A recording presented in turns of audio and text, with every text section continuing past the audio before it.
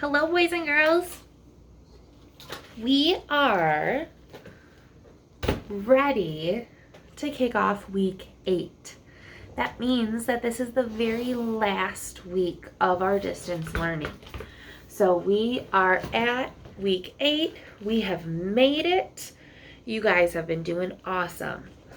So what we're going to do today is we are going to I'm going to introduce to you week 8 topics. I want to do a very quick vowel sound review though. What does short A say? Short A says A. What does long A say? A. What does short I say? I. Long I says I. What does short O say? Ah. Long O, O. Short U says Long U says U. Short E says Long E says E. Very good, friends. So this week I do want to just remind you that I know that some of the concepts that we've been working on the last couple of weeks are repeat or review of what we have already covered in distance learning, but keep in mind that we would be doing stuff with long vowel sounds every day, multiple times a day.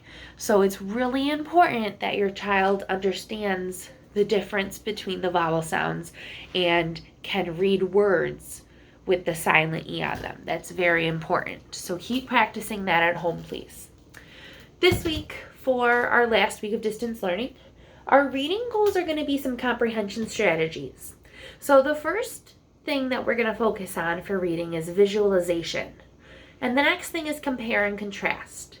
When you visualize something, you think about what it might look like in your mind. So visualization is when we kind of read aloud in class and maybe you don't see all of the pictures and you make the pictures up in your own head. We work on that a lot at school when we're doing read alouds.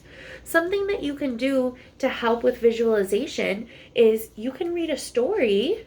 You can ask somebody in your family to read a story to you without showing you the pictures, and then you can draw your own pictures to match the words.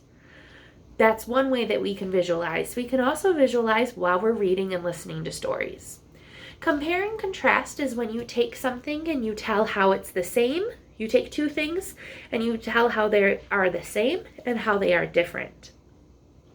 So if you were to take two pieces of fruit, so if I had an apple and an orange, I could compare the two by telling that they are both fruit, they're both round, they both grow on trees, right? And then I can contrast the two and tell how they're different. One's an orange, one's an apple, different colors, different tastes, different sizes even. So that's comparing and contrasting. You can do that while you are reading as well, stopping and comparing and contrasting two characters, in a story. You can compare and contrast different, like the setting of the story or the problems of two different stories that you've read. You can compare and contrast a lot of things. Decodable number 21 is called Big Meg Can Help. So this is Big Meg Can Help. And this is our decodable for the week. You will notice that you have more decodables that we have not read. Since this is the last week of distance learning, you should have a few more decodables left. And those are for you to keep for the summer. So you'll have Wet Bandit, and then you'll have a few more decodables. Those are for you to keep at home and practice. Those are great ways to practice those vowel sounds, the long and the short vowel sounds, and to really get ready for first grade. So I really encourage you, friends, to spend some time reading those sometime this summer, okay? For our writing prompt this week, for writing, you are going to be writing about your dream pet. If you could have any pet in the world, what would it be and why? So I want you to think about that. You can make a list of all the animals that you would want as a pet, or you could have a pet, and then you're going to choose one of those animals and you're going to write about it. We're going to want to make sure that we are writing complete sentences, capital letter in the beginning, period at the end. I wrote a little bit. I did not draw my picture yet for my dream pet, but so I wrote a title at the top, My Dream Pet. And I wrote about having a giraffe as a pet. Did you think I was going to say that? Probably, right? You know I love giraffes. So I chose the giraffe as my pet. And I said, I would love to have a giraffe as a pet. I will build a house for it in my backyard. I will feed it leaves. We will play games. Now, I wrote 4 sentences because I wanted to add a lot of details to my little story about having a giraffe as a pet. I didn't want to stop at I will feed it leaves because I wanted to also include that we would play games. So I wanted to write 4 sentences. I want you to at least come up with 3 sentences about your dream pet and what you would do with it. Think about, where would you keep your pet? What would you do with it? What are some things that you would feed it? Would you take it for a walk? Would you play with it? So get creative with that. I know you guys are going to have some fun with that one. It can be any pet in the world. So I obviously cannot own a giraffe as a pet. We know that, right? But for this assignment, you can pick any pet, any animal that you want to have as a pet. I am going to introduce, I'm sorry, I forgot to say this when we were talking about reading. We're just going to go backwards just for a second. In the Skills Practice Book 2, this would technically be this would be Unit 10, Lesson 2. So it starts on page 80. These are the workbook pages that you can work on. Again, reading the sentences and filling in the blank, writing the word that best fits in those sentences. That is great practice for you, friends. So page 80 all the way to page 87. So 80 to 87 in Skills Practice Book 2 this week. You'll notice that there's still pages left. You still have a lot left over. You can take a look at these over the summer and do them over the summer if you would like, okay? It's a great resource to keep up on as long as you can. Last but not least for we already talked about writing. Last but not least for math. This is going to be some review. So the teen number fluency, getting really good at breaking a number into 10 and some ones. And then addition and subtraction practice.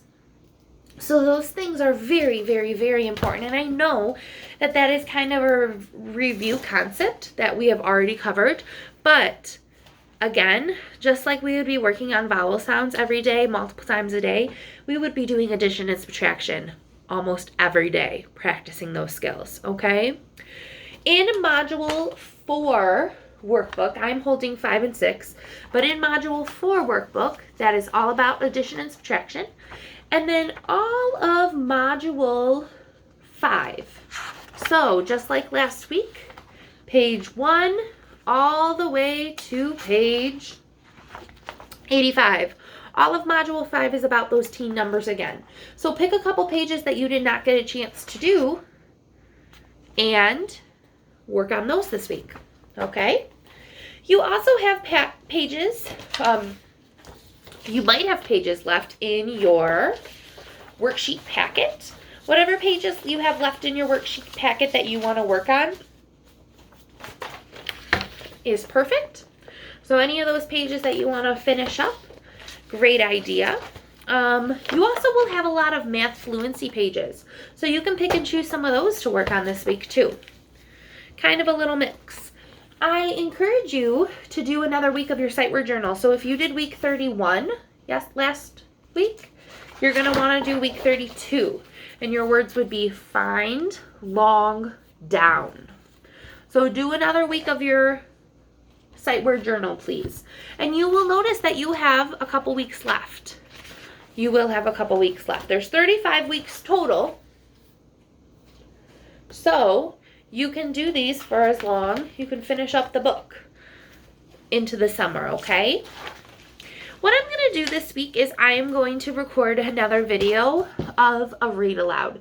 So I'm going to do a read aloud in a separate video, and that's going to be touching on the visualization and the comparing and contrasting. This week's videos are going to be pretty short. I do have some other math type of videos that I uploaded last week, so I encourage you to take a look at those if you haven't already. Like I said, since this is our last week of distance learning, we're kind of just wrapping it up. We're going to have an extra busy week this week too. There's a lot of fun things happening this week. On Wednesday will be our very last classroom Zoom together. So we will have our very last video chat together where we can all be together and see each other. We're going to do a scavenger hunt, and we're going to do another virtual field trip. It's going to be a lot of fun. So I hope that you can join us then. On Thursday, I am going to be driving around to your houses and delivering a little present to you. I'm very excited for that too. And then on Friday this week, we have our all-school honk out. So all of the teachers are going to be coming to school, and we're going to stand in the bus loop at Gardens, and you can come in your car with your family, and you can drive past and wave at us and honk at us and say goodbye. So that's going to be super fun, and I hope to see everybody there. I'm going to send out all of this information again in my lesson plan for this week and in some remind messages. So I hope that you check out my next video for the read aloud modeling some comprehension strategies. Thanks, friends. I love and I miss you all.